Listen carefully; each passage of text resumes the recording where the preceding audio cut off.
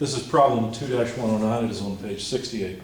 The cylindrical plate is subjected to the three cable forces which are concurrent at point D. Express each force which the cable exerts on the plate as a Cartesian vector and determine the magnitude and coordinate direction angles of the resultant force. The figure for this is somewhat complicated, so I'm not going to draw it on the board. You'll have to refer to the book to see it. So please do refer to the figure, but we're essentially supposed to figure out what these things look like. Okay, so how would we write these down as vectors? Also the resultant, which will be the sum of FA, FB, and F sub C. Then we're supposed to figure out the coordinate angles, alpha, beta, and gamma, of the resultant. Okay. All right, so the first thing I did is I started off with A to D. I'll show you the figure, I suppose. So there's the figure. You can see why it's somewhat complicated, but AD is the one I began with.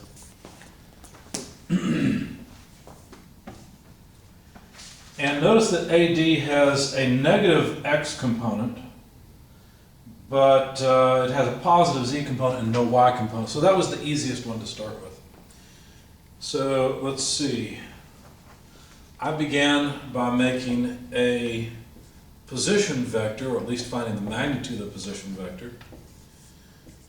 And in the horizontal plane, the vector had a 3/4 meter length and then a height of 3 meters in the z direction. So that's a magnitude of about 3.0923 meters.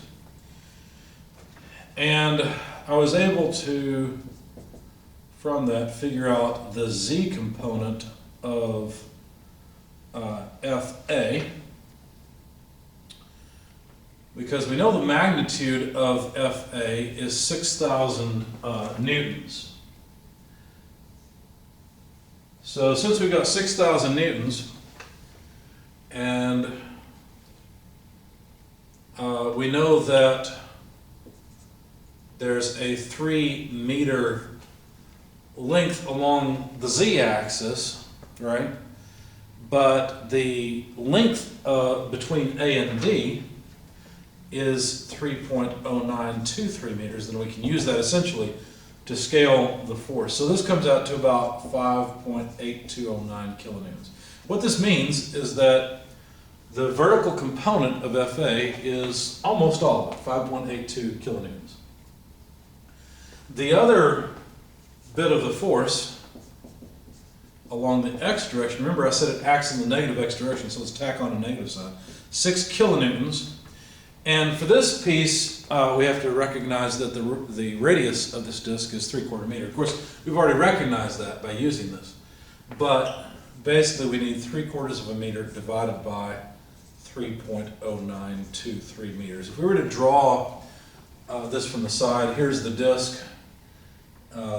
F sub A is like this. It goes up along the line, and there's a cable here at point D. And what we've really just noted is that there is a 3/4 meter radius and a 6 meter height. So really we're just dealing with a right triangle. Okay, so that's how I came up with all of this. So we're using a geometry triangle where this side has length, not 6 meters, I'm sorry, this is 3 meters. This side has length 3.0923 meters. I looked at that 6 and thought I did something wrong, because there's no way this side could be 3 meters if that side is 6. Okay, so that's the right triangle I'm using here to scale F sub A and get its z components.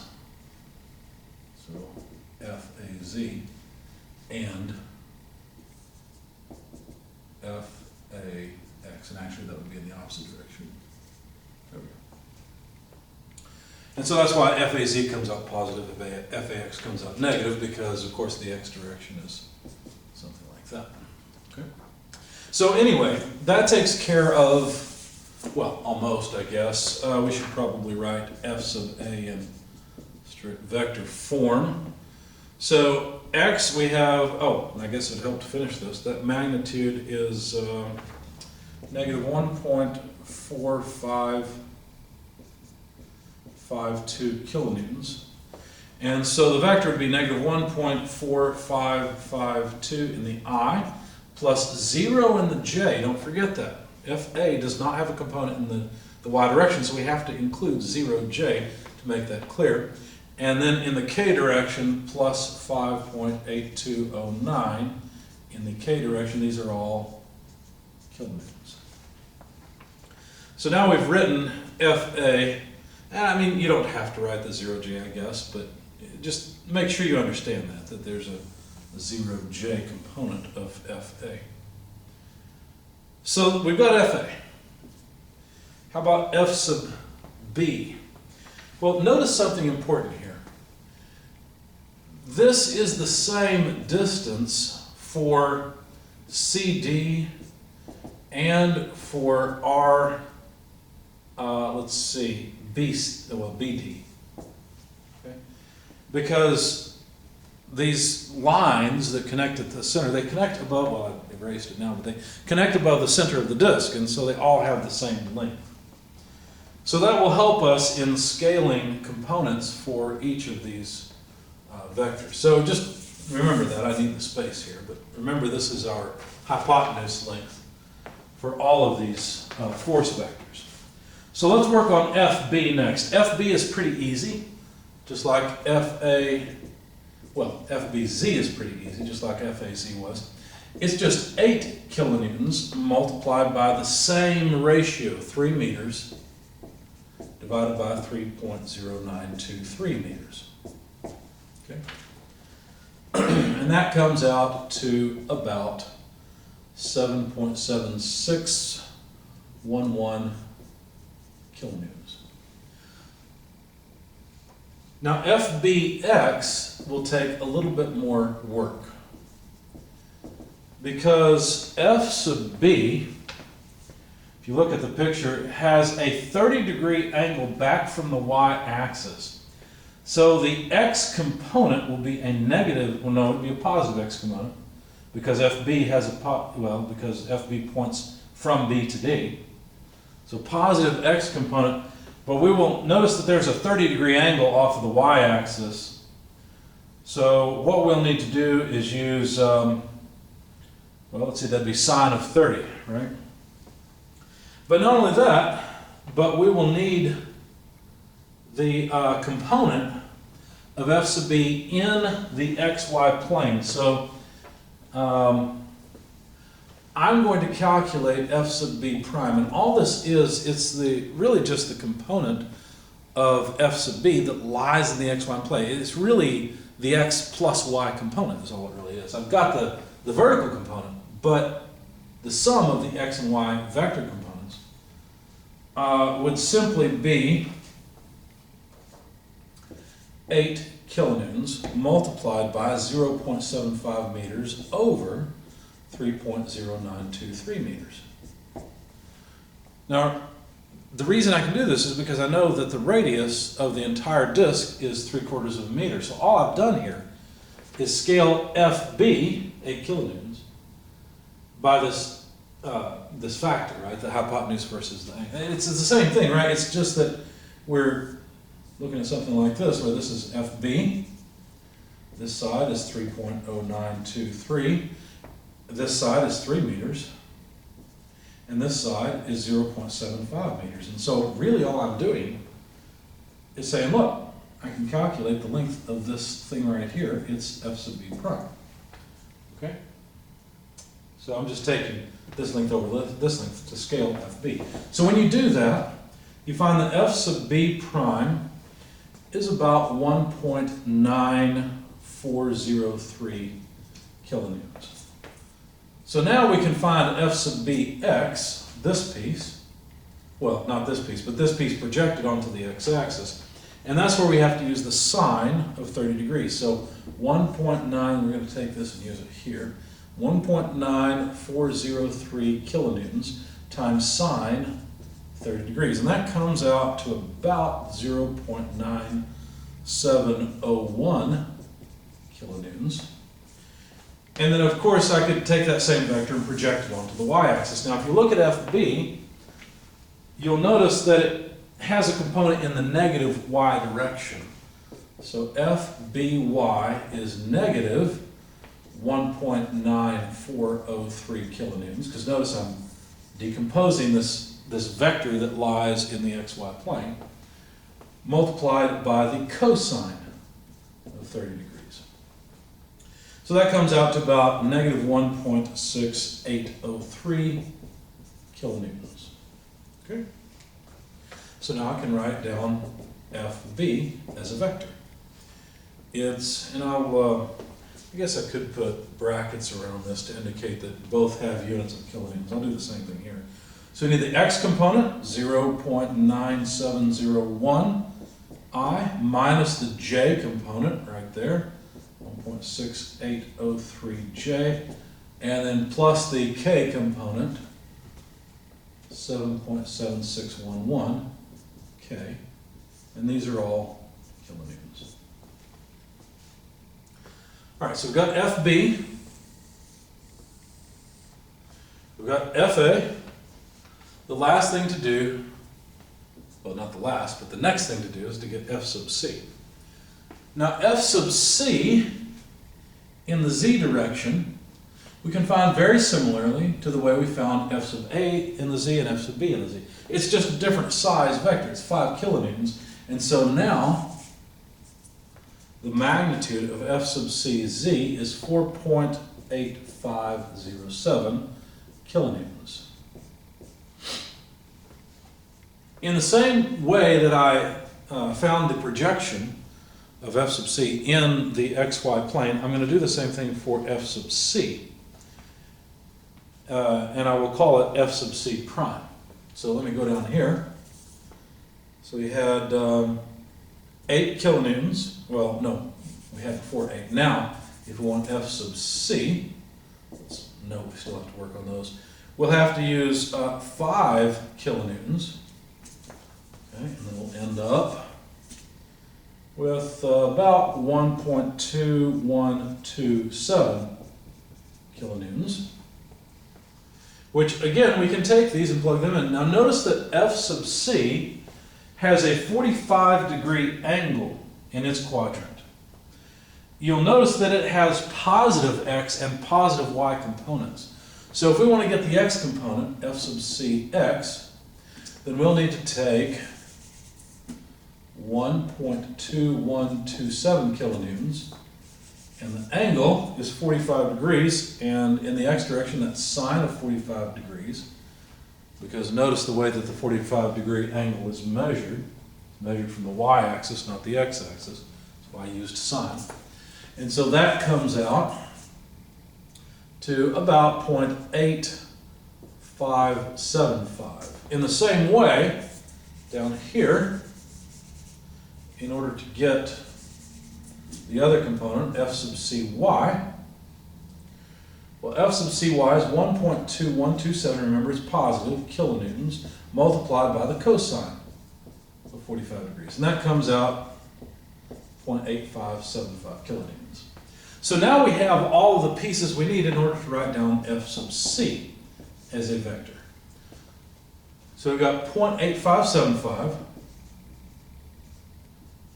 in the I direction, plus 0.8575 in the j direction, and then the z is plus 4.8507 in the k direction, and these are all kilonewtons again. So now we've got FA, FB, and FC. Now I need the space, so I'm going to erase all of this work, because what I really wanted was just vectors FA, FB, FC, and I'm going to add them together. All right, so the resultant will be the sum of FA, FB, and FC.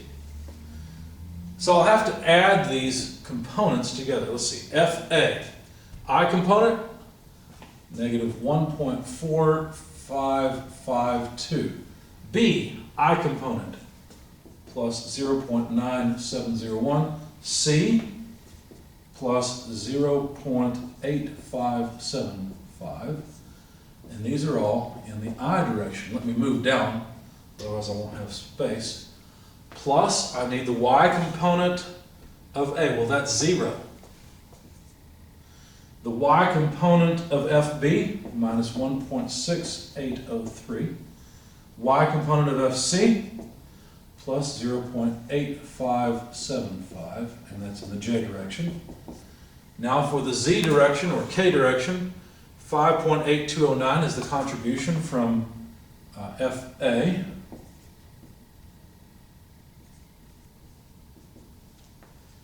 The contribution from FB is 7.7611. Contribution from FC, 4.8507. Those are all in the K direction. So now, plug in all of this into your calculator. Make sure I copied everything correctly. Yeah, so far so good. What you'll find is that the resultant vector is 0.3724i. I mean, obviously these are all approximate, right? Because I've rounded some things off, but get tired of writing the tilde, so we'll just say it's equal to. Minus, this term comes out negative 0.8228j. Adding these together, obviously it's going to be positive. It'll be the biggest one, 18.4327 in the K direction. Shouldn't be a surprise that the biggest component is in the vertical direction. These look like tie downs. They're actually all pulling up on the disk, right? So not tie downs, but something pulling up the disk, maybe raising it as a weight or something. And so it's not surprising that the largest component comes out to be in the vertical direction. In fact, you'd expect some of the horizontal components to cancel out. They don't completely, obviously, but the bulk of it does. One thing that's always useful is to get the magnitude of the resultant. So we need to take the square root of each of the components. Oh, by the way, let's not forget our units. These are newtons. Let's take the square root of the sum of the squares of each of the components.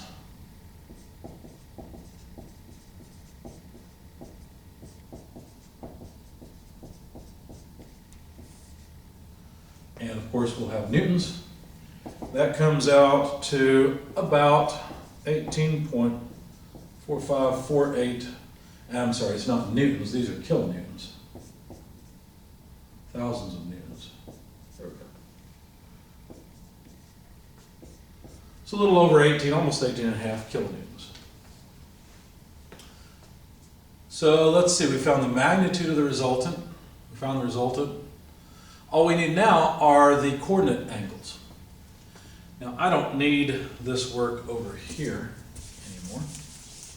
So let's go ahead and calculate the coordinate angles for the resultant vector. So for f sub r, angle alpha, the angle of the resultant vector with respect to the x-axis, or measured from the x-axis, would be the inverse cosine of the resultant x component over the magnitude of the resultant. So that's cosine inverse of, let's see, f sub rx, 0.3724, magnitude 18.4548, and let's break up the board a little bit. So this is an angle of about 88.8 degrees. Takes care of alpha. For beta, we'll do the same thing, but of course along the y-axis. Inverse cosine of, well, that component's a negative, so be careful. Negative 0.8228 over 18.4548 gives us about 92.6 degrees. Finally, for gamma, we'll deal with the vertical component. And you should think for a minute and see if you can determine what angle gamma should be at. You remember, these vectors add up to a vector that essentially points straight up. That's what this says, right? Very little horizontal or vertical component. I'm sorry, not horizontal, but very little in the plane, XY plane. The vertical component is the biggest one. And so what should the angle of the vector be with respect to the z-axis? Pretty small, right? Should be almost in the same direction. Let's find out. So it's vertical component 18.4327 divided by magnitude 18.4548. By the way, if you ever have a, well, I guess I should make it clear, this is the cosine inverse of FRZ over FR, but forgot to write that. If you ever end up with a component or write a number here bigger than this, your calculator will give you an error. You've done something wrong. You probably forgot to normalize your vector. So you probably used a position vector and forgot to divide its magnitude out. But anyway, so if we take the inverse cosine of this, we get 2.80 degrees. So it's almost vertical. This resultant is almost vertical, which makes sense. I mean, if you're trying to lift something with 3 cables like this, you'd want to just pull straight up on it to lift it, and the horizontal components would cancel out. Almost in this case, not quite, but almost.